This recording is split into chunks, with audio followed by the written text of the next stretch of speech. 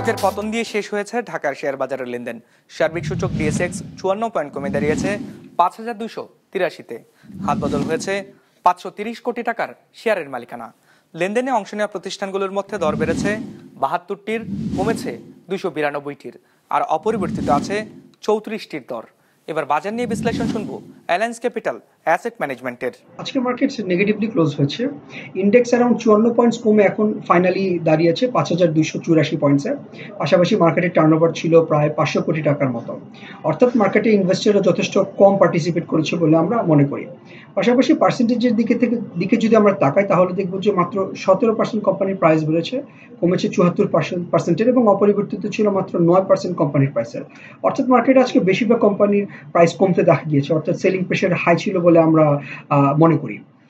এবং সেক্টরের দিক থেকে আজকে টেক্সটাইল সেক্টর সবচেয়ে বেশি লেনদেন হয়েছে, ফলোড বাই ফার্মাসিউটিক্যালস এবং ইন্স্যুরেন্স সেক্টর।